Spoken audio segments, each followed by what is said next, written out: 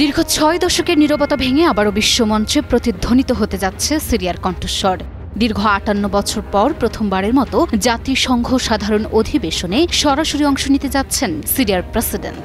যুদ্ধ বিধ্বস্ত দেশের অভ্যন্তরীণ সংকট, বৈশ্বিক সমালোচনা এবং দীর্ঘদিনের কূটনৈতিক বিচ্ছিন্নতার পর প্রেসিডেন্টের এই উপস্থিতি এখন বিশ্বজুড়ে আলোচনার জন্ম দিয়েছে। এবার কি তবে পরিবর্তন হবে মধ্যপ্রাচ্যের ভূরাজনীতি? নিঃশব্দ কূটনীতির দীর্ঘ ছায়া ছেড়ে অবশেষে ইতিহাসে এক অনন্য মুহূর্ত গড়তে যাচ্ছে সিরিয়া। ৫৮ বছরের ব্যবধান ভেঙে যুক্তরাষ্ট্রের মাটিতে পা রাখলেন সিরিয়ার প্রেসিডেন্ট আহমেদ আল শারা।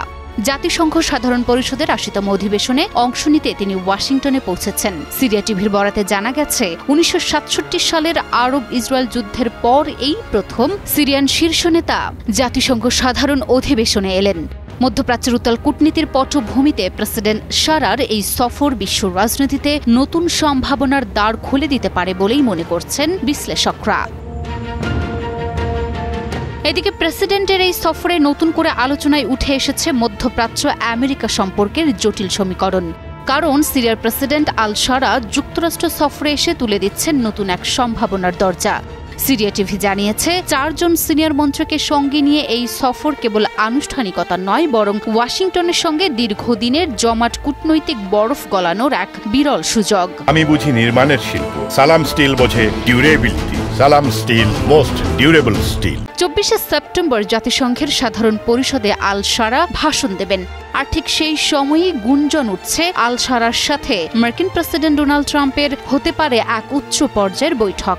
জাতিসংঘ অধিবেশনের ফাঁকে মার্কিন প্রেসিডেন্ট ডোনাল্ড ট্রাম্প ও সিরিয়ার নেতার সম্ভাব্য বৈঠকের গুঞ্জন কূটনৈতিক মহলে উত্তেজনা বাড়িয়ে দিয়েছে।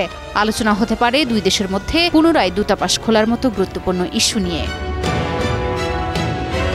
সব মিলিয়ে প্রায় ১৪ বছরের রক্তক্ষয়ী গৃহযুদ্ধ, অর্ধ শতাব্দীরও বেশি সময় ধরে চলা আসাদ পরিবারের শাসনের অবসান, সবকিছুর পর সিরিয়া আজ এক নতুন মোড়ের সামনে দাঁড়িয়ে।